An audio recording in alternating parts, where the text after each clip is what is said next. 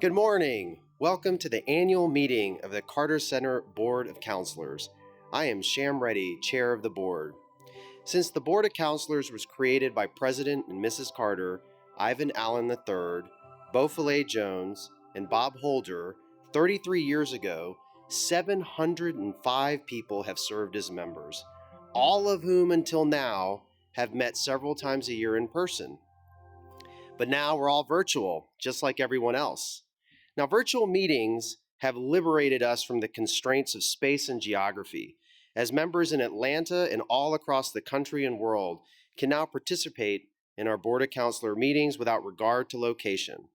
Members also don't have to wake up early to find a parking space. What a treat, as I'm sure all of you can appreciate the short distance from your bed to the camera more than the long walk from one end of the parking lot to the building. All joking aside, on behalf of the Carter Center and all 3,000 of its employees, I'd like to thank all counselors for their commitment to the center. By giving us some of your valuable time and energy for 33 years, Carter Center experts have been able to bring you into their worlds and the work they're doing to solve some of the most challenging problems faced by people in countries across the world. Today's meeting will be no different.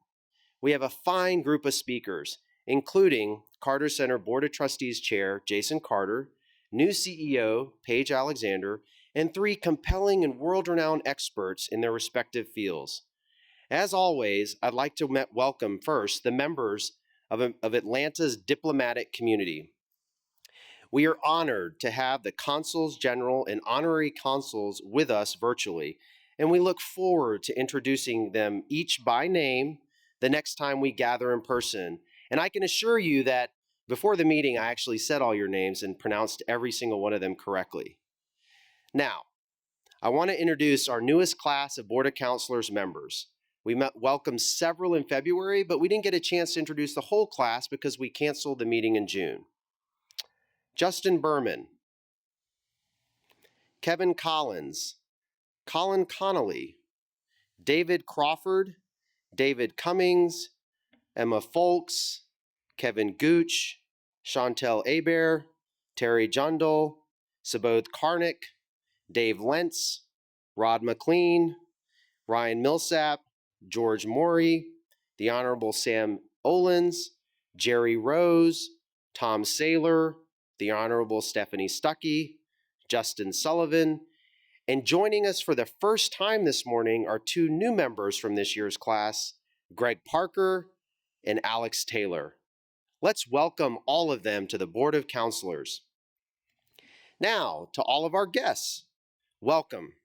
We've always encouraged our counselors to invite guests to the meetings, but now they can invite as many as they want without worrying about whether there will be enough seats for them to sit. So thank you for expanding your network into the Carter Center and sharing all of its work with those people more so than before.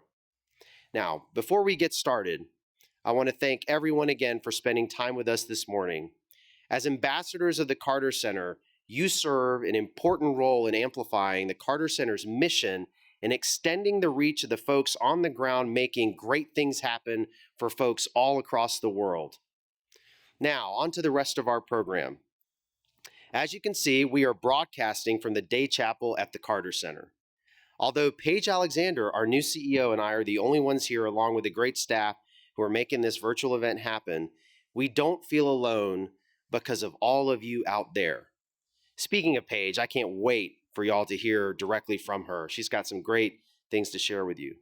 But before we formally introduce Paige and get to our program, I'd like to walk through our agenda.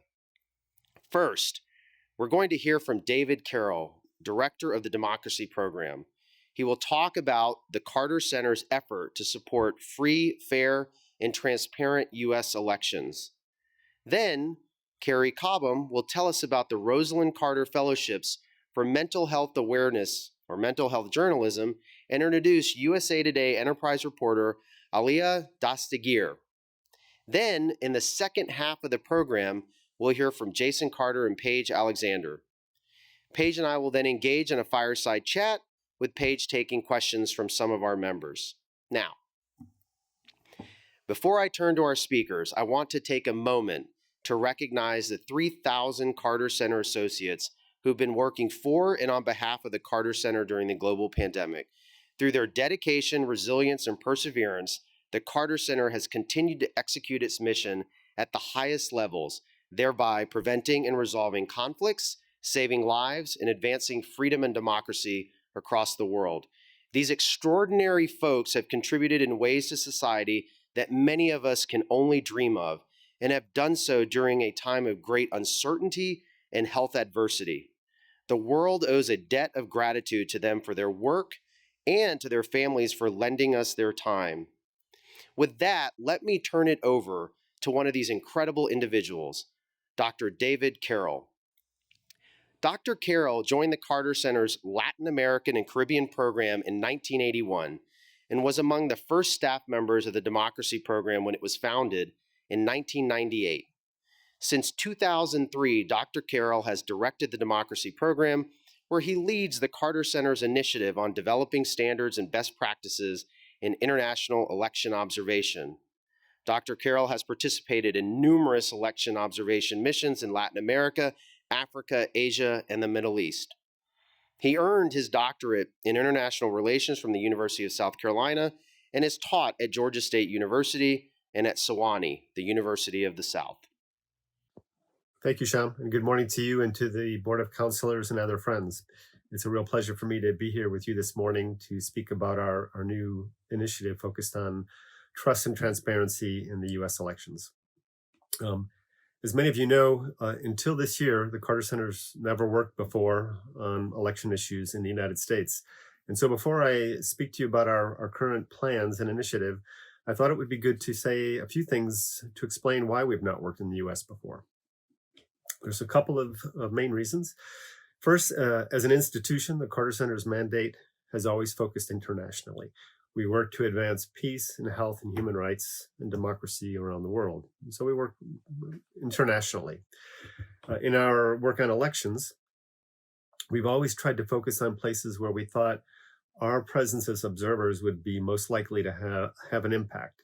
So we've tried to work in countries where we thought the election offered the prospect for positive, significant change, or possibly might prevent a country from backsliding in its democracy. So it's been in countries where there hasn't been a history of elections, where there's weak institutions, a lack of trust, the possibility or risks of violence, or that some of the main candidates might not accept the result of a credible election.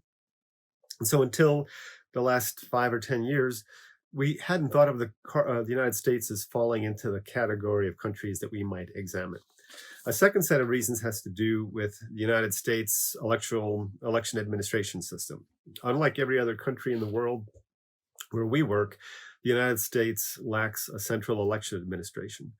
And so it's a complicated patchwork of elections administered across the 50 states and a wide variety of practices and processes that are implemented.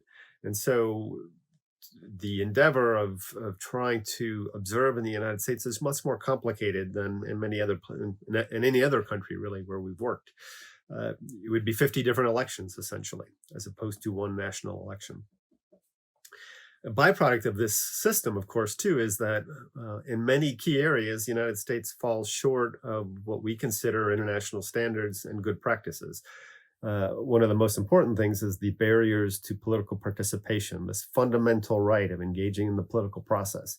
In many areas, in many states and other jurisdictions, the obstacles to getting yourself registered on the voters, being on the voters list and getting to the polls and to be able to cast your ballots can be large, especially for persons of color or marginalized groups.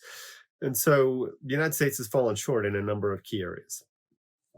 A third set of reasons just links to the prerequisites that we have to be an election observer. We require that any country that wants us to observe, that the appropriate authorities invite us, and that the major political forces welcome our presence. And that's not happened from the United States. We've not been invited by any state authorities to observe elections in the past. And in this polarized environment in the United States, We know that there might be doubts, or some might portray us as not nonpartisan or independent. We know that because of our founder as a former leader of the Democratic Party, some might want to portray us as something less than nonpartisan, even though we know that we're always strictly nonpartisan and objective in the work that we do around elections. So what are we doing this time? We haven't ruled out the possibility that we might observe in some limited way in one or two states if the appropriate conditions are met.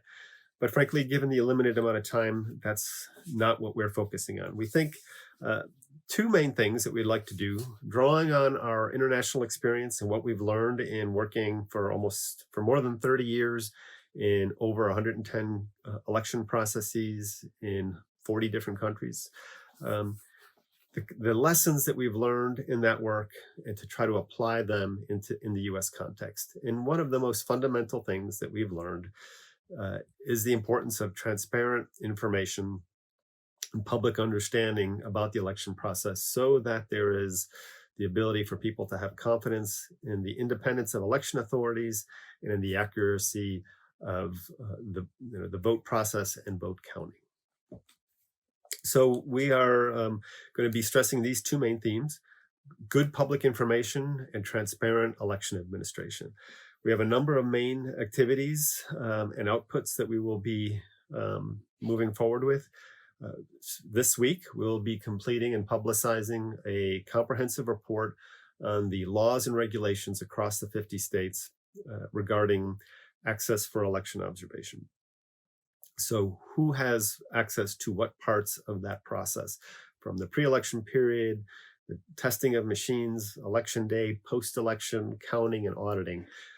What access do party representatives have, independent civil society observers, academics, international observers, and the general public, and making this information broadly available. Secondly, we're working with the National Vote at Home Institute, which is an organization that works with state election authorities and others that are implementing absentee ballot processes, and they provide a wide variety of information and assistance for those kinds of processes. We'll be issuing with them next week a report, a short set of guidelines and recommendations for how absentee ballot vote by mail processes, the same thing, can be made more transparent by election authorities, the various steps that they can do within their discretionary power to just make sure there's more windows for the public and for others to understand what's happening with absentee ballots. When are they being processed? What is the process for that? When will they be counted? What is the timeline? Making as much of that as possible visible and understandable. The third thing we'll be doing is a large voter education campaign with two main animated videos that are being produced. The first will be completed on October 8th, and it's about the options available to voters for voting. So including early voting, vote by mail, and voting on election day, and encouraging everyone to have a plan. Whatever works for you and your circumstances, have a plan to vote and understand the rules, the timelines and guidelines, and make sure that you participate and your vote is cast. The second video will focus on the post-election period and stressing the need for the public to understand that, unlike previous years, there may be a more extended timeline, and that shouldn't be a surprise and should be expected, given the amount of absentee ballots that are expected and the timelines that will be required for those all ballots to be reviewed, counted, and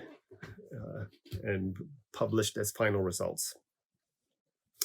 We're also working on programs to provide training for journalists about elections, election integrity, how to cover elections, especially again in these circumstances of increased use of absentee ballots, that there might be an extended timeline, that journalists should know that many ballots may be counted later than normal in other years, and that's not necessarily anything unusual or not to be expected. There'll be some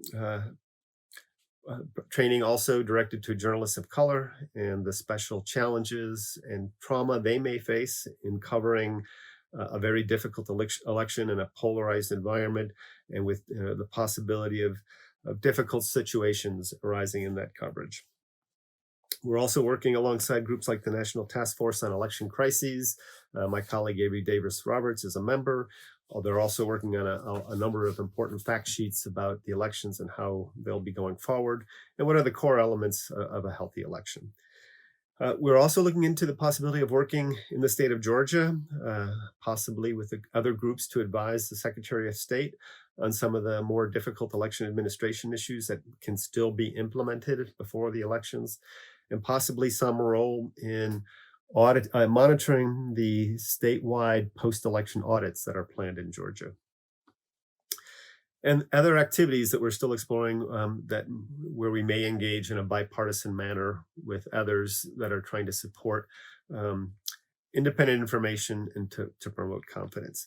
Our conflict resolution program, finally, is also doing some activities in a select number of activities where there's risks of political violence, where they can work with local community members and faith members to provide conflict prevention tools. So what can you do besides support us at the Carter Center? If you feel it appropriate, consider volunteering to be a poll worker. Consider being an election observer with voter protection or another nonpartisan group, or work with the party of your choice. And most importantly, be a source of good information. There's a lot of inaccurate information, and in order for there to be trust and confidence in elections, we need to advance good information so that people can know and trust what's happening. So we're all trying to do what we can to support the successful election in November, and the Carter Center is doing everything that we can. Thank you. Hope you have a good rest of your day. Great to speak to you all. Thank you, David. And thank you so much for the important work that you and your teams are doing to promote freedom and democracy and ensure safe and fair elections, especially during these very turbulent times. Now I'd like to move on to Carrie Cobham, who joined the Carter Center in 2019 as Senior Associate Director for the Rosalynn Carter Fellowships for Mental Health Journalism and Media. Ms. Cobham has more than a decade of experience in journalism, digital storytelling, and newsroom leadership. She worked previously as Senior Manager of Digital Content at Cox Media Group and as an Executive Producer at the ABC affiliate in Orlando. Ms. Cobham earned her bachelor's degree from Bethune-Cookman University and her master's degree in mass communications from the University of Central Florida. Good morning, everyone.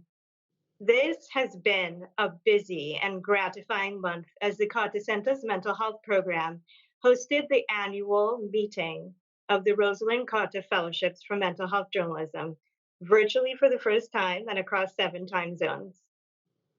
Many of you have already heard about this phenomenal program that Mrs. Carter founded in 1996.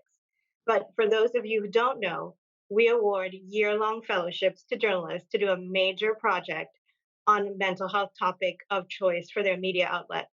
And over the past several years, we have awarded over 225 journalists from the United States, New Zealand, Romania, South Africa, Qatar, the United Arab Emirates, and Latin America.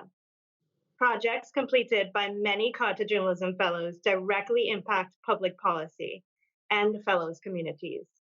Most Fellows go on to report on mental health long after their fellowship year. The speaker you will hear from today is one of those journalists, and we are proud to have her with us today.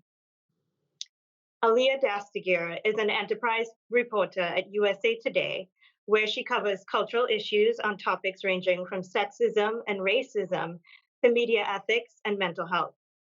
She was previously on USA Today's audience team, where she helped drive innovative storytelling and presentation. Prior to USA Today, Aliyah worked for Pew Charitable Trust and the DCist. She has a master's in journalism from Syracuse University. Over the last year, amid global crises and furloughs in her own newsroom, Aliyah explored how stigma around suicide includes a crucial overlooked group, caregivers. And as the year progressed, the pandemic created new challenges, and also deeper reporting yielded new opportunities for Aliyah. Her project focused on 3 pillars: how mental health professionals receive dangerously inadequate training on suicide and how to find a therapist if you need it. 2, the life-saving lesson that suicidal people can teach a world in a pandemic. And that story was lauded by survivors, by prevention experts, and even the National Press Association. And 3, what we can learn about supporting a suicidal friend from a 10-year, 5,000 message Facebook conversation. In March, Aaliyah was honored with the American Association of Suicidology's inaugural Public Service Journalism Award for her work on suicide. The Media Awards Committee for the Council on Contemporary Families also named Aaliyah's story on America's lack of affordable health care as this year's winner for outstanding media coverage of family issues. We are very, very proud of Aaliyah and her work, and we are happy to have her with us today. Please join me in welcoming Aaliyah Dastagir. Good morning. Thank you so much, Carrie. Of course, thank you to President Carter, to former First Lady Rosalynn Carter, the Board of Councilors, and supporters of the Carter Foundation for giving me the opportunity today to talk about my work. As Carrie mentioned, my project is on how discrimination and stigma are limiting support for caregivers of suicidal people. Put more simply, what I really wanted to know was, what does real help look like for someone who is suicidal, and how might our fears and misperceptions about suicide be making it difficult for suicidal people to get that help?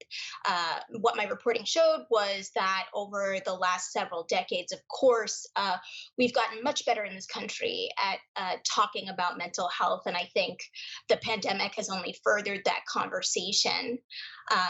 But at the same time, there is profound cultural stigma around suicide, so much so that I think it's making it very difficult for people to do what so much of suicide prevention messaging tells us to do, tells us is crucial for survival. We tell suicidal people to reach out. We tell loved ones to be there, but that is in fact very difficult to do.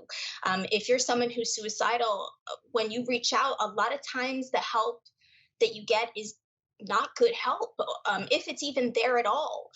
Sometimes what you get is punitive. It's risky to reach out. Being there can be painful, messy. It's often long term in a way that I don't think we talk about. And sometimes it can be terrifying. And I think what my reporting also underscored, sort of outside of suicide, is that we're very uncomfortable in this culture with talking about pain. We are very uncomfortable with other people's pain, especially our reflex is to want to take people's pain away. It's why you hear things like, what's the silver lining? Focus on the positive. You have so much to live for. Look on the bright side. Instead of just being able to sort of sit with people in their pain. If you're a parent who's lost a child, you may want to die. And if you are a survivor of sexual violence, you may want to die. If you have experienced any trauma in your life, if you've been oppressed because of your identity, if you see no way out of poverty, you may want to die. And I think that rather than sort of acknowledging that this is a somewhat understandable kind of response to enormous emotional pain, we pathologize it and we try to kind of get away from it as quickly as we can. So my project this year ended up being 3 sort of main stories. The first looked at mental health professionals, which is part of that caregiving space. So much of what we hear is that suicidal people should reach out to professionals for help. We tell loved ones to encourage people they care about who are suffering to reach out for professional help. And yet what most people don't know is that outside of psychiatrists, the majority of mental health professionals receive minimal to no formal training in how to effectively treat suicidal people. They may have a few hours in a course, but unless they're getting it in an internship, in a professional setting, unless they're sort of pursuing that training on their own, which can be costly, they're not getting it. And what I heard from people that I interviewed for that story was that they really attribute a lack of training, to stigma, to fear of liability, to fear that suicidal people cannot be helped, which is simply not true.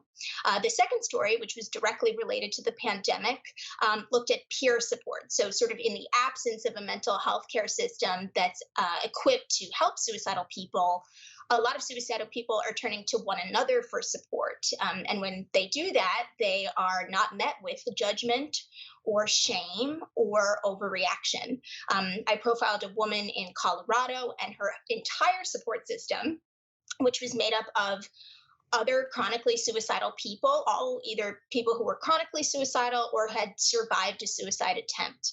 And I think what that story ultimately showed was that in many cases, it's suicidal people who are keeping one another alive. And the final story, which published just last week, I think was the sort of most raw look at what it really means to help someone who is suicidal. It was based on a Facebook Messenger chat between a suicidal woman and her friend. Over a period of 10 years, it contained more than 5,000 messages and really revealed the complexity of suicidal suffering. Dina, the woman who is chronically suicidal, didn't really have anybody in her life that she felt like she could talk to about her pain in that really sort of authentic way outside of Susan, her friend who lived in another city. And what Susan provided was a space where Dina could talk about really some very dark things, but without sort of freaking out. She was able to validate her and sit in that. And it was exactly what Dina needed. But it wasn't the only thing that Dina needed. And I think what that story showed was that we all have great capacity to help and to connect and to help suicidal people who are suicidal, but that there are limits to what any of us can do for someone we love who is suffering. I think that if there's one takeaway from all of my work this year, it's that if we're going to really help suicidal people, we have to sort of tap into our own humanity and recognize that suffering is part of the human experience. Unfortunately, it's inescapable in the world in which we live, and that existential questions about whether to stay or go are not uncommon. And so we have the ability to help one another if we can see past our own fears. Thank you so much. Thank you, Aaliyah and Carrie. Your work is truly extraordinary and awe-inspiring, especially during these challenging times. I'm going to take a moment to exercise some executive privilege and talk about the important role that businesses, especially those run by our counselors, in the role they can play in mental health and addressing those issues with their employees and other stakeholders. I know at my company, for example, when the pandemic hit, we regularly communicated programs where we offered free mental health services to our employees and their family members, while also making available a very well-endowed employee assistance fund to provide emergency funding for things that came up with our employees where they were experiencing stressors and the like due to financial constraints during the middle of a pandemic. And all of this really set the right tone for our organization as it pertains to really bringing mental health issues to the forefront and eliminating the stigma when you have C-level executive officers really bringing it front and center. So again, thank you, Aaliyah and Carrie. Again, your work is extraordinary, really meaningful, and very impactful in the middle of a pandemic, especially. So with that, I'd like to introduce Jason Carter, my good friend of more than 20 plus years. Jason Carter, the chairman of the Carter Center Board of Trustees, has been a tour de force in many respects, from the time he was a kid to graduating law school and being an incredible public servant and lawyer in the Atlanta community. He's a fellow University of Georgia law grad. He's a partner with the law firm Bondurant, Mixon, and Elmore. He served in the Georgia State Senate. He's an accomplished author. He's a former United States Peace Corps volunteer. And after a few Bud Lights, he's a great stand-up comedian. And most importantly, he's the first grandchild of Jimmy and Rosalynn Carter, is married to Kate Carter, an accomplished journalist and teacher, and has 2 kids, Henry and Thomas. Without further ado, please welcome Jason Carter. Hi, let me add my welcome to all of you to the Board of Councilors meeting. We appreciate Sham. We appreciate all of you being here in this virtual way in this COVID moment. I know we're all getting used to it little by little. I still am not 100% used to it, but I am looking forward to this event. I'm glad we're able to have it. I'm excited to hear Sham and Paige have a discussion about the future of the Carter Center. My job is to introduce Paige Alexander, who is the new CEO of the Carter Center. She came to us as after an extensive global search for the next CEO. We are thrilled to have her. She has originally from Atlanta, but she has taken a roundabout way to get back home. She has worked in many, many countries. She has worked in international development over many years, has founded and or set up and established multiple NGOs and also worked at the highest levels of the United States Agency for International Development, including being Senate confirmed twice, most recently in 2015 to run the Middle East and North Africa Bureau, where she oversaw 1,000 employees and over $1 billion, $1.4 billion in annual expenditures. So she's operated on large scale. She has also operated in the places where the Carter Center works. When she came to the Carter Center, she came from Amsterdam, running a European nonprofit that dealt with African farmers in literally the same places where many of the Carter Center's programs operate. So she has come with this great experience. And more than that, since she has been here, having started in June, she has become the leader that we hoped she would be. We are thrilled that she is here. The Carter Center is managing the COVID experience in a very effective way. Our far-flung employees, 3,000 of them across the globe, are safe. They are operating as best they can in the current circumstances. And in addition to that management set of issues, she has also really changed the way that the Carter Center has looked at issues around racial justice and diversity and inclusion here at home. And she has helped us to turn a little bit, and for the first time, from our program standpoint, to look at domestic issues, including the United States elections. All of that in a very short period of time, while getting to know her community here at the Carter Center virtually, as she is today with you all. But I'm thrilled. I'm excited for what the future brings. And without further ado, I'll introduce Paige Alexander. Thanks so much. Thanks. I appreciate Jason's introduction, and it's great to be here with Sham. I wish everybody else were here, but it is what it is, and it's part of 2020. So I am thrilled to be at the Carter Center. As I've talked to Sham about this before, I arrived on June 1st. I got off the plane, and there was CDC greeting me in a full PPE, asking if I had been to Iran or China, as if their numbers were somehow less than ours. Or greater than ours. And then my brother Kent picked me up when we drove down Peachtree, and I saw the aftermath of the protest on Peachtree Street, and I got to my parents' house, and it was June 1st, so there was a split screen of what was happening in Washington, D.C. at the time with peaceful protesters being tear gassed. So after returning to Atlanta, since I had last been here, lived here as a high schooler in the late 80s, it has been interesting to be back in this situation. So as Jason was saying, it's really a different world that we're living in now. And the international NGO that I came to run really can't turn around and walk away from the human rights and the things that we're seeing in our backyard. I've spent time in planes with President and Mrs. Carter, who are both doing really well. And they've told me to be bold and to keep our unique perspective. So as we look at human rights and a global pandemic and everything that's going on here now, it's an important element to know that the Carter Center needs to have a voice.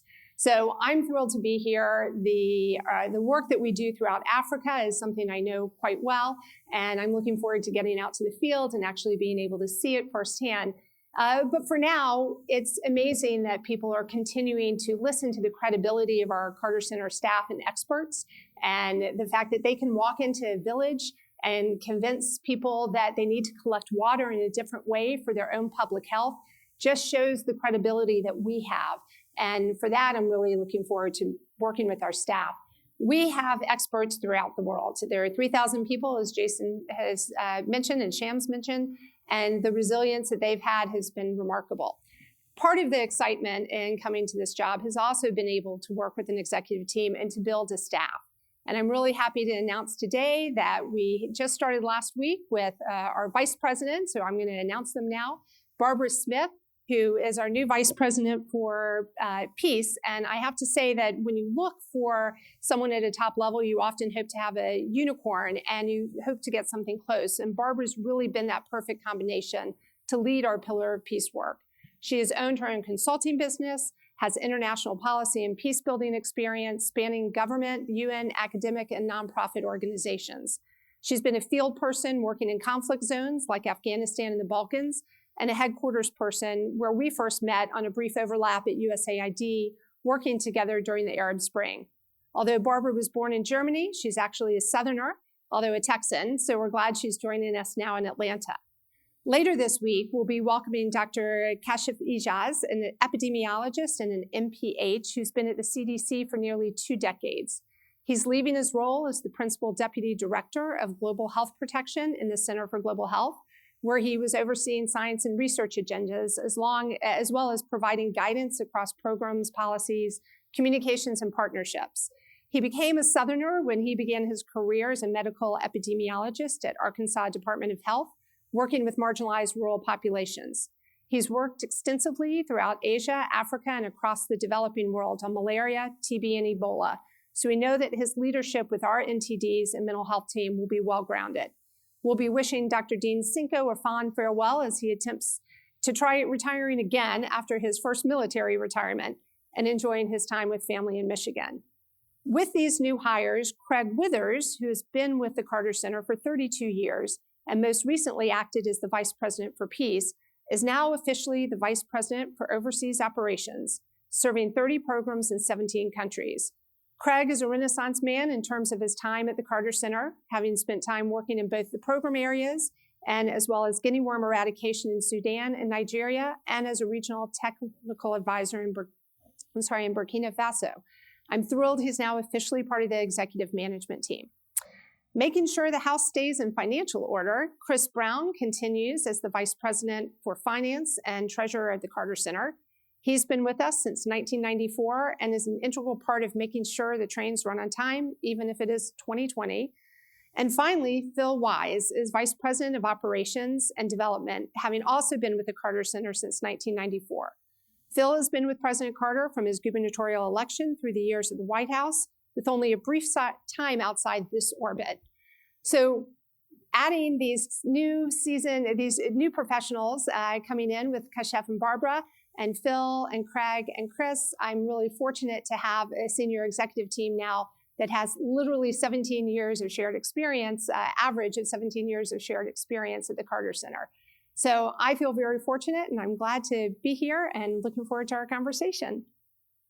Thanks, Paige. So real quick, I mean, this is your first Board of Councilors meeting. It's my first virtual Board of Councilors meeting. So how do you feel so far? I feel like it's an empty room and that we're sitting very far apart. I know I can wave to you. It does seem really far away on the screen. Well, anyway, since folks aren't here to meet you in person, I thought it would be great for you to answer some late night talk show like questions in rapid succession, so that people can get to know you a little bit. So don't think too long. It's supposed to be fast. Just fire away. Favorite food? Anything Thai. Favorite wine? A bold red. Favorite country visited outside the U.S.? The Netherlands. Favorite movie? Sliding Doors.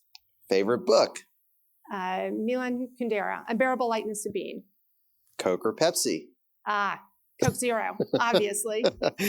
Favorite streaming service? Spotify. First word that comes to mind when you hear Atlanta? Family. When you hear the Carter Center? Human rights. When I say happy place, what first comes to mind? Sitting in front of a fire. Last but not least, what were the first words you said when you got the Carter Center job? I am so excited. I was nervous about those.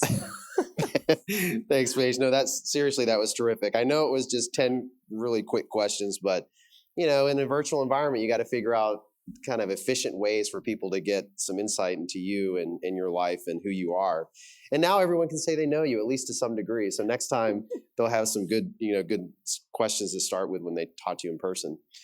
So let's just get to it and get into some of the key things that are going on here and kind of how you're feeling about your time as CEO so far and what you're going to do going forward.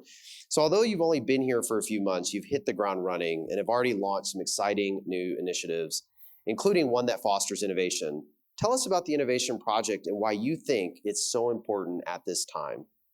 Sure. Well, we started an innovation hub before I came, but together with the board, we've worked to incentivize that.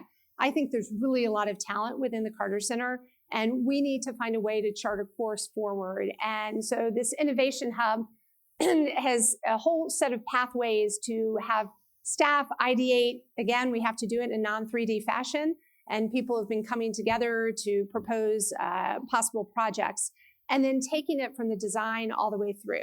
So this will help us chart a course, and I'm really excited about the Innovation Hub. We also have new projects coming online like Inform Women, Transform Lives, and that campaign is going to launch next month. And so this is what the future looks like, and it's all part of the unique, bold elements that President and Mrs. Carter wanted us to continue working on. And to that point, I mean, is the innovation going to come out of inside and outside the Carter Center?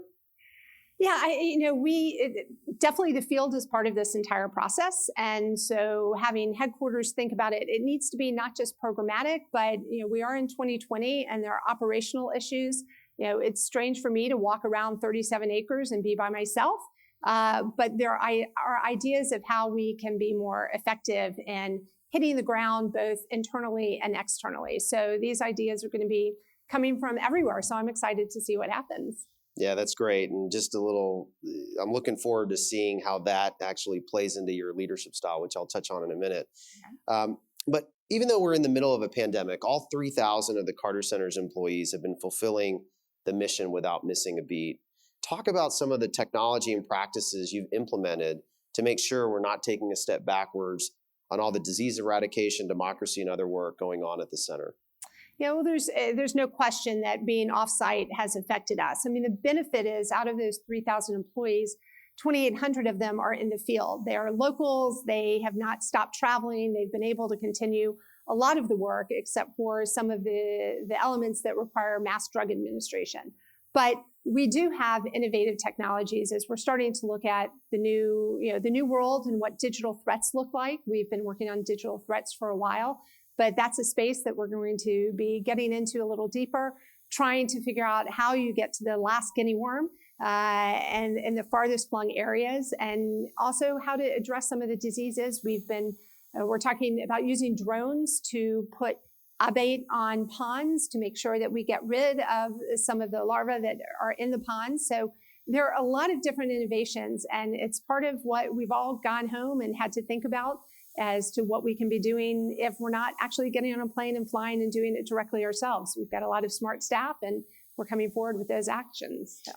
I think, with you and your leadership and bringing the Carter Center into some areas domestically, I think it would be really interesting over time to see how we can bring some of the innovative practices that the Carter Center has implemented in other countries, given the constraints in those locations, and bringing them to the U.S., whether it be serving people in rural America or addressing some of the healthcare issues that we have around service delivery.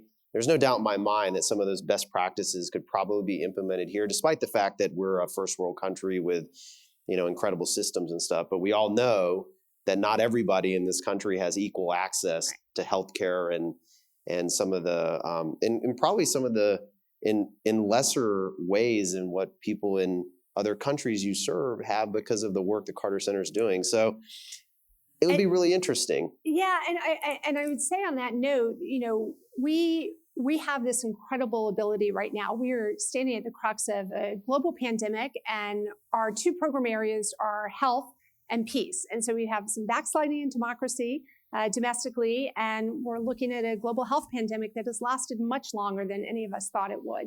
So taking some of those public health lessons and moving them here as there's a vaccine rollout, as these possibilities come down the line, I'm looking at Kashif to be coming in and having some of those ideas with our staff, because I think there are a lot of things that we can be doing. And, President Carter and Mrs. Carter set a North Star for us and saying that these are the projects that we're going to be working on. These are the elements. And in 38 years, we have not changed from health and peace. And for me and for other presidential foundations I've spoken to as well, they say that we are the North Star. And I think that our lessons that we've learned overseas are incredibly important. And we bring them to neighboring countries, but at times we also have to bring them domestically. So I'm glad that we have that opportunity to do so, and the support of the Board of Councilors and our Board of Trustees. Yeah, absolutely. Sounds really exciting. Looking forward to it. Now let's pivot a little. And I mean, clearly you value the field and you value everybody equally within the organization. I'd love to get some insight into the leadership lessons you've learned over the years working in different organizations, both public service, NGO, et cetera, and what you're going to bring to bear here for the benefit of not only the people at the Carter Center, but those they serve during your time. It's a great question, because I don't think any leader ever expects to start remotely. And so there are a lot of challenges and a lot of opportunities with this. I've had some good one-on-one time with a lot of the staff that I don't think I would have had.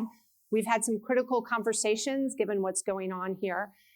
So my leadership style has been inclusive. And for me, I grew up coming through a system where I started in NGOs as an executive assistant, and I've moved through the process. So I have an appreciation at every level. And for me, that's important because I know where the voices come from. And it's not always top management, no offense to top management, but it is part of being inclusive in this. And it's that much more so during a pandemic where you can't walk the halls and you can't meet people in person or have lunch out by the koi pond.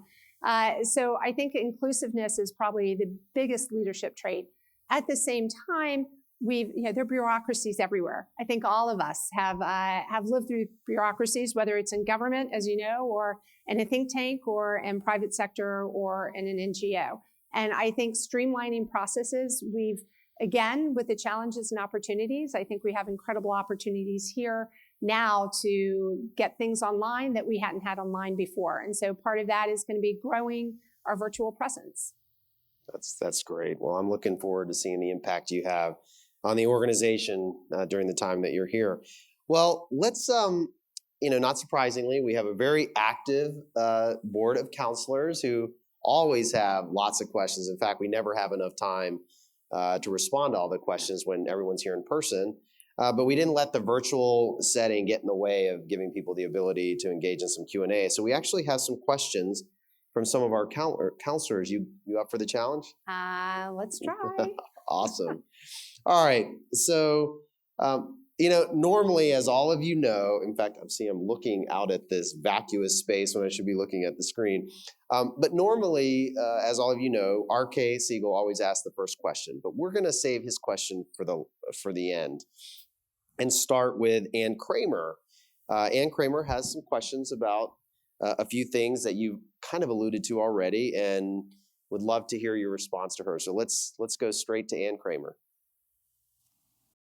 Good morning. I'm Ann Kramer. It is such a joy to be back again at the Carter Center Board of Councilors, and especially to see you, President and Mrs. Carter, and Jason and Paige. And I do have a question, probably now more important than ever. If you all would, after years of experience and through countries all over the world, give us some insights about how we can support more credible elections within our country, the United States. Thanks so very much. Oh, it's always good to see Ann. Thank you for that. As David talked a lot about this, the most important thing you can do is to have a good plan and to share good information. And we are trying to put that out. We would suggest if you feel comfortable being a poll worker or an election observer, those are both elements that you can work on. We also are part of something as well as Sham, Georgia Support the Vote. There's a whole toolkit there that you can go on and figure out how to get more involved. We are really trying to put public information, public education, and voter transparency out there because we think that is an important message for people to know that their vote is going to count. So next week alone, on October 7th, we'll be hosting a risk to human rights and credible elections during an online infodemic. The reality is a lot of stuff is coming at us all the time, and you really need to know how to learn to discern the difference between what you're seeing. On October 8th, we'll also be doing a 2020 election recap, and so we're going to have a host of experts coming at us and talking to us about this. So I would welcome that you go onto the Get Involved page and join those two events in particular. Thank you, Paige.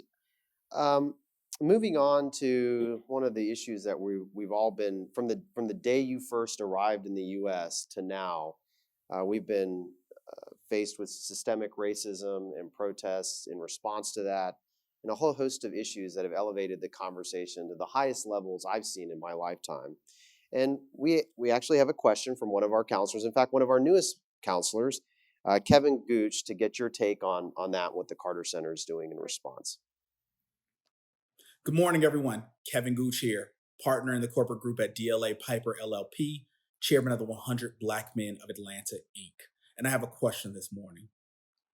Given the recent tragedies around Breonna Taylor, Ahmaud Arbery, George Floyd, and the many others that we don't hear about in the media, there's been a new spotlight placed on systemic racism in areas of policing, housing, healthcare, employment, and many other areas. Recently, Citibank released a study that said the U.S. has lost out on $16 trillion in GDP solely related to systemic racism that continues to haunt our country. We've seen brothers and sisters around the world join arms and come out and protest with these incredible images saying enough is enough. So my question is, what is the Carter Center doing in the U.S. and abroad to address systemic racism and racial inequality, to bring us together and help bridge these gaps that we have? Thank you very much. Thanks. I very much appreciate that direct question.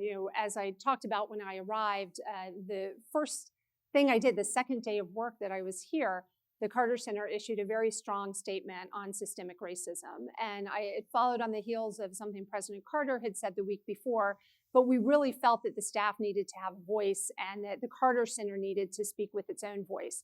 It was an exercise and something I'm not entirely sure most managers would do, of having a group press release written, but it also taught me a lot about the staff and the passion that we have here to make sure that we bring these issues to the forefront. So on top of that, universal human rights has really been a part of what the Carter Center has been based on, and it's animated all of our work for the last 38 years. So it's been an exciting time to watch us go online with a lot of different programming. I'll think just in the past couple of months since I've been here, on top of the Human Rights Defenders Forum, that over the years we've always had U.S. participants as part of our international panel as well. So it's a shared space where they could convene together and learn lessons. And then throughout the summer, we've had 2 specific panels that have been very interesting that I've watched, and you'll be able to watch online if you go back and look at our former panels. Conversations, one was on U.S. policing, systemic racism in U.S. policing, trying to use some UN examples of police reform as part of that conversation. And another one on economic rights, long denied. And that's been looking at the systemic, pervasive issues that have kept people, especially Black Americans, back. This is something that we did with the Poor People's Campaign, and it was a really exciting conversation. And then over the next year or so, we're going to be 2 years, I think we're going to be working with the King Center as well as the Equal Justice Initiative to talk about truth-telling on systemic racism in the U.S. And so all of these issues, again, these are things we talk about overseas, and we're making sure that we have these discussions at home. It goes without saying, as I'm sure many of our Board of Councilor members are busy looking at their own diversity, equity, and inclusion plan, and we'll have our own action plan because it's important for us to look at that inside the center as well as what we're doing externally. Great. Our next question is from Liz Blake, and it has to do with our health programs. My name is Liz Blake, and the question I have is whether the health programs of the Carter Center are involved in the COVID pandemic response. If so, how, and what has the impact of this work been? Thank you very much. Thanks, Liz. Well, there's no question that COVID has impacted our programs. When we're trying to do mass drug administration throughout the world, it's very difficult to stop the transmission of a lot of diseases like trachoma and river blindness if you're not able to get the drugs there because you can't have mass gatherings. So without a doubt, it's affected us. But at the same time, we've put together a risk analysis and a strategy for getting back involved. A lot of it is going to involve getting face masks, and we've been very fortunate to have donations just this week from donors from the US government, and we're talking to a Japanese company, YKK, about helping us out because these are important elements for us to get back on the ground. At the same time, I would say we've been really fortunate that out of our 3,000 staff, only 3 have come down with COVID and 2 have fully recovered. So we're protecting our staff as well, and that's an important element. But overall, we've worked in South Sudan and Guinea worm. We've helped push out the messages with posters and flip charts. We've also worked in Haiti to make sure that we've integrated our messaging and the malaria program to have COVID messaging. And we've been working in the mental health program, specifically in Liberia, to make sure that first responders have the mental health and the psychosocial support that they need, as well as domestically with our Georgia school-based domestic programs that have been working with the Department of Education and the Department of Behavioral Science and the Department of Children and Family to make sure that we're providing the needs that are heightened for mental health during a time of COVID. It's a lot of work, Paige. It's great. Our next question is from Sam Owens, and it has to do with elections again. Hi, this is Sam Owens. How will the Carter Center maintain a nonpartisan perspective in monitoring the upcoming elections? So Sam, that's a good question. And since we planned the Board of Councilors not realizing it was a night after a debate, let me take this one head on. First, as David said, we're not going to be fully monitoring like we've done in 111 other elections in 39 countries. But we are looking at some specific elements where we can work both with the Georgia Secretary of State's office before, during, and after the election, and everything that David mentioned. But I think it's important to say, because David taped this before the election, before the last night's debate, that the Carter Center, I've worked for both Democrat and Republican presidents when I was in government. And I think the credibility of this election is incredibly important. So we will continue to have a nonpartisan voice, and we'll work with other nonpartisan groups to make sure that we're talking about free and fair and transparent elections. But we will have a voice. So if somebody is questioning the credibility of your vote, they're questioning whether or not you're going to be able to have a vote, whether it's going to be able to count, whether there's going to be violence afterwards, and whether there's going to be a change in government. These are core democratic principles for us. And the Carter Center, as we would do in any country, will speak out if we see problems in this area. And so we will be seen as partisan by some. We can go to Liberia and be seen not as partisan, but in the US we will be. But at the end of the day, where possible, we always partner with somebody else to make sure that we're taking our expertise forward. And this will go on the conflict mitigation side too. We're working with faith leaders and community leaders to talk about what the election will look like the day after. And so we will be addressing this, and we will have a voice because it's important. It really is such important work. With that, I'd like to end with R.K. Siegel, and let's just go ahead and go to his question. All of us are very fortunate to have this opportunity to wish 96th birthday to a very, very special man, President Jimmy Carter. Let's sing with gusto, and let's make sure he's around us for many, many more years to come. Thank you. Happy birthday to you. Happy birthday to you. Happy birthday, President Jimmy Carter, and many, many more. Thank you, RK. Really appreciate that. So let me end by just thanking Paige, Jason, Aaliyah, Carrie, and David. Really appreciate everything all of you are doing on the front lines to advance the mission of the Carter Center. I'd like to close with a few thoughts. First, mark Friday, December 4th on your calendars, as that's when our next Board of Councilor meeting is. Remember that the Board of Councilors asks only two things of its members: that we attend meetings and that we proactively support the center in those circles in which we have influence. So please share what you learned today with your friends and family. And last but not least, please visit Get Involved on the cartercenter.org website to attend the upcoming virtual events covering human rights and the 2020 elections on October 7th and 8th. And then visit Georgia Support, www.georgiasupportthevote.org, a nonpartisan initiative supported by the Carter Center and a host of other organizations and companies committed to ensuring fair and safe elections. With that, I'd like to end by saying stay safe, be well, and see you in December. Thank you.